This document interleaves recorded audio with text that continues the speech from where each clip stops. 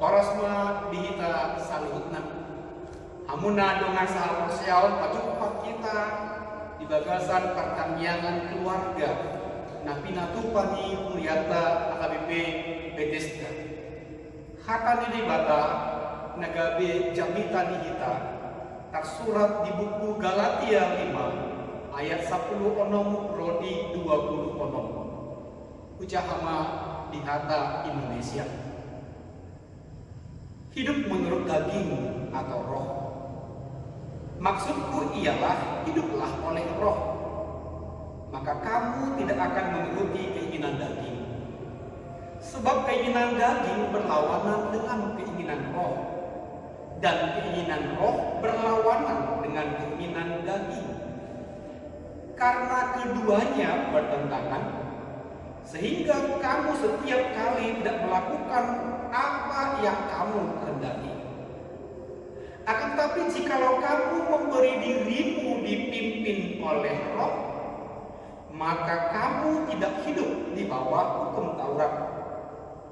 Perbuatan daging telah nyata, yaitu percabulan, kecemaran, hawa nafsu, penyembahan berhala, sihir, perseteruan, perselisihan, iri hati, amarah, kepentingan diri sendiri, pencederaan, roh pemecah, kedengkian, kemabukan, pesta pora, dan sebagainya. Terhadap semuanya itu peringatkan kamu, seperti yang telah kubuat dahulu, bahwa barang siapa melakukan hal-hal yang demikian, ia tidak akan mendapat bagian dalam kerajaan Allah. Tetapi buah roh ialah kasih, sukacita, damai sejahtera, kesabaran, kemurahan, kebaikan, kesetiaan, kelemah lembutan, penguasaan diri. Tidak ada hukum yang menentang hal-hal itu. Barang siapa menjadi milik Kristus Yesus, ia telah menyalibkan daging dengan segala hawa nafsu dan keinginannya. Jikalau kita hidup oleh roh, baiklah hidup kita juga dipimpin oleh roh. Dan janganlah kita gila hormat, janganlah kita saling menantang dan saling mendengki. Saudara-saudari yang terkasih dalam iman, dalam Yesus Kristus, ada yang mengaku bahwa semua agama mengajarkan kebaikan. Namun ada beberapa agama yang mengajarkan perbuatan baik ternyata dilandasi dengan motivasi dan konsep yang berbeda sesuai dengan ajaran Alkitab. Agama-agama lain memandang perbuatan baik sebagai syarat keselamatan, sedangkan kekristenan memahaminya sebagai bukti keselamatan, sekaligus bentuk ucapan syukur atas keselamatan yang Allah berikan secara cuma-cuma dalam Kristus Yesus.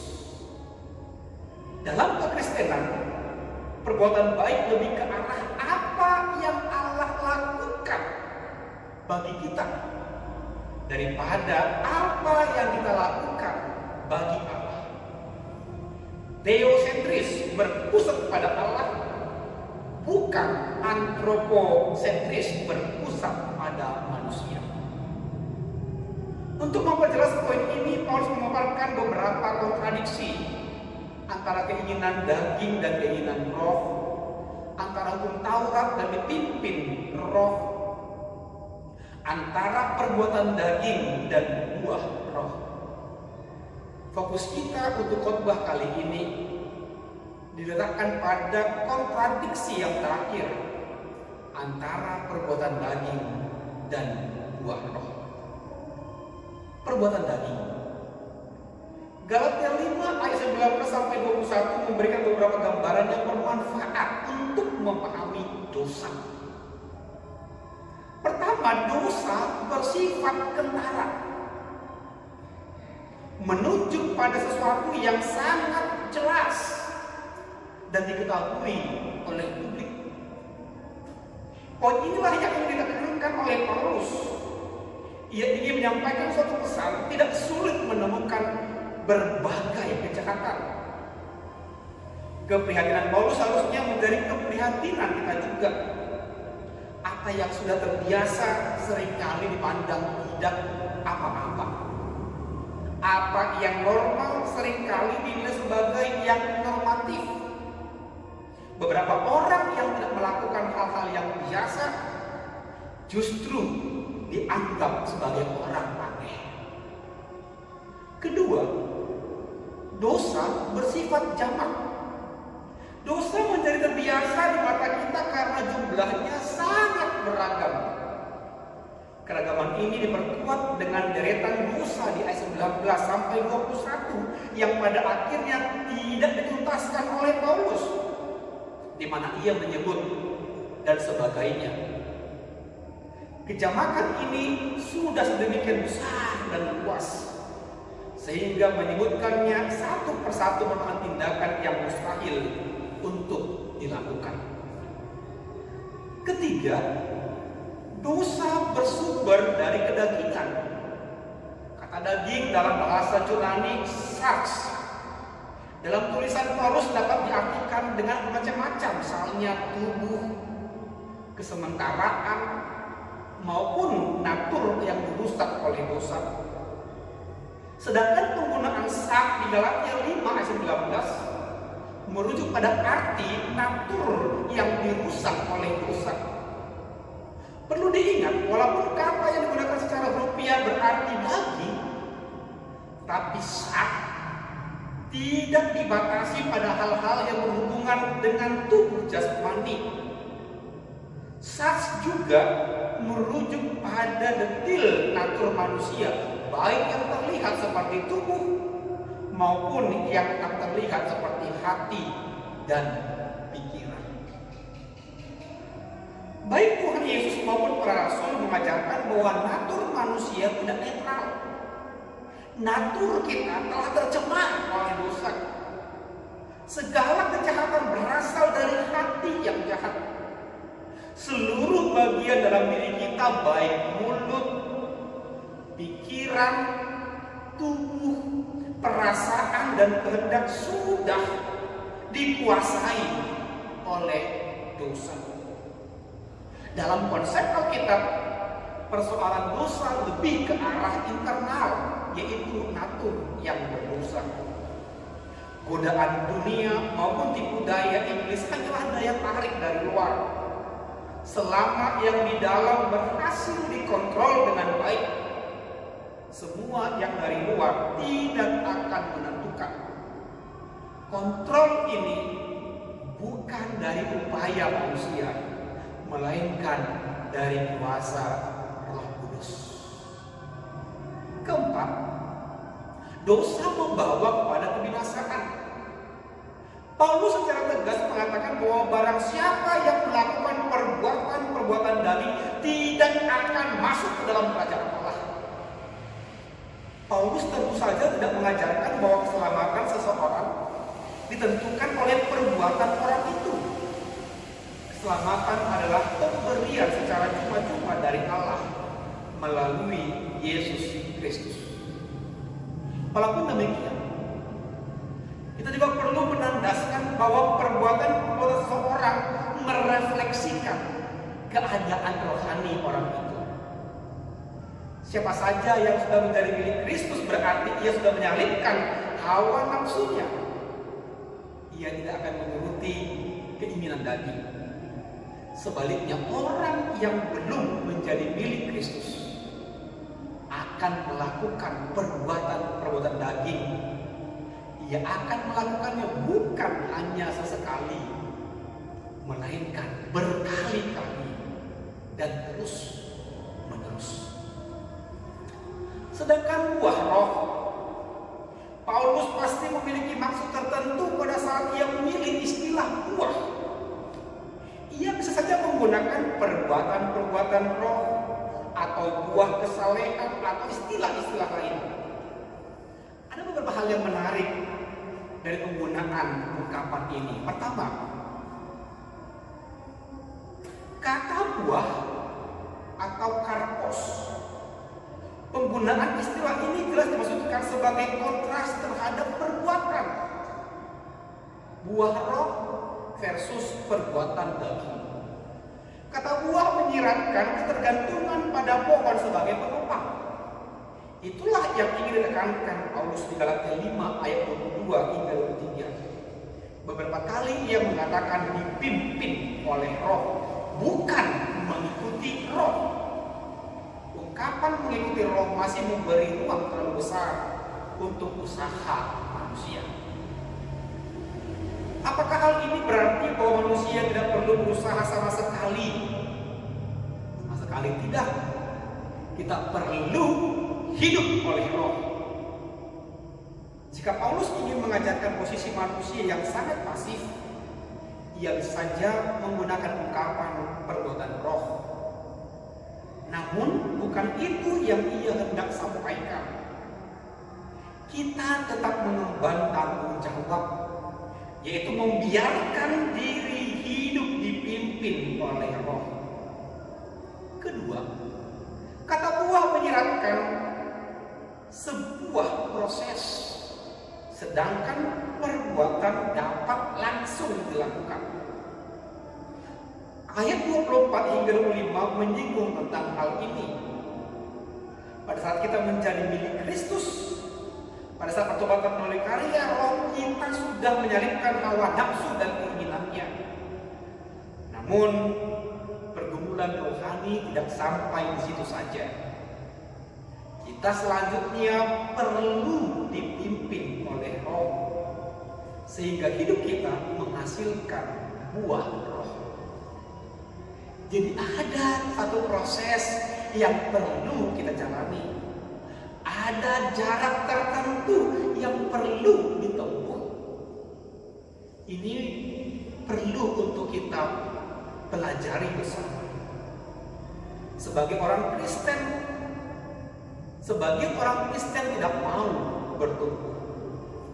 Sebagian lagi mengharapkan perubahan hidup yang begitu cepat dan instan.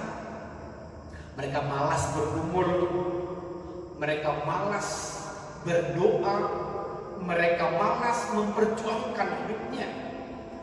Mereka berharap kepada mujizat transformasi yang tak memerlukan pergumulan. Itu adalah sebuah sikap yang keliru. Dalam proses bertumbuh ada sebuah perjalanan yang panjang dan sering sekali menyakitkan. Namun ini perlu dijalani dan dinikmati agar kita mengalami proses pertumbuhan iman. Dan Roh Kudus memberi kekuatan dan penghiburan di sepanjang jalan. Ketiga, kata buah roh adalah bentuk tunggal. Ini jelas dimaksudkan sebagai kontras terhadap bentuk kata perbuatan daging. Paulus sedang membicarakan buah roh, kesatuan dan juga keutuhan, bukan buah-buah roh bersifat keragaman. Jika Paulus menggunakan bentuk jamak buah-buah roh, maka memiliki satu saja sudah cukup untuk dikatakan bahwa orang itu dipimpin roh. Namun bukan seperti itu maksud Paulus. Seseorang yang dipimpin oleh roh menunjukkan semua rasa dalam satu buah itu. Hidup yang dikuasai oleh roh diwarnai dengan semua hal berikut seperti kasih, sukacita, damai sejahtera, kesabaran, kemurahan, kebaikan, kesetiaan, kelemah lembutan, dan penguasaan diri. Saudara-saudara terkasih dalam jemaat dalam Tuhan Yesus Kristus, setelah mengikuti penjelasan khotbah di atas, pertanyaan yang perlu kita jawab adalah, keinginan mana selama ini yang lebih banyak? Mengikuti perbuatan dagingkah atau dipenuhi roh? Seorang teolog di bidang pendidikan agama Kristen, Pendeta Dr. Andan Ismail dalam bukunya Selamat Berbuah menerjemahkan keinginan daging dan keinginan roh dengan kata kunci suasana, yaitu suasana kekuasaan versus suasana pengaruh. Suasana kekuasaan yaitu keinginan daging mengarahkan kehidupan orang percaya mendekati Tuhan secara legalistik, garis keras, fanatik berlebihan, terperangkap dalam aturan-aturan baku, merasa paling benar, sementara yang lain salah, cenderung intoleran, yang ada pada akhirnya justru jatuh ke dalam dosa percabulan, kecemaran, hawa nafsu, penyembahan berhala, sihir, dan lain-lain. Suasana pengaruh atau keinginan roh mengarahkan kehidupan orang percaya hanya kepada Tuhan yang memberi anugerah dan kepada pimpinan Roh Kudus. Hidupnya tidak terjebak dalam kekakuan aturan legalistik dan fanatisme berlebih. Baginya, hidup adalah memberi pengaruh yang baik kepada semua orang. Hidup harus berbuah. Berbicara mengenai berbuah, ternyata pohon tidak memakan atau menghabiskan buahnya sendiri. Justru buah lebih banyak dinikmati oleh ciptaan lain, seperti hewan dan manusia. Itu artinya hidup berbuah adalah hidup untuk orang lain, bukan diri sendiri. Saudaraku terkasih, serahkanlah hidupmu pada Tuhan dan tetaplah percaya pada Yesus Kristus yang telah mati dan bangkit untuk kita, sehingga Roh-Nya yang kudus mengarahkan, mengendalikan, dan meneguhkan kita untuk melakukan sesuai dengan buah roh. Selamat berbuah. Tuhan Yesus memberkati kita semua. Amin.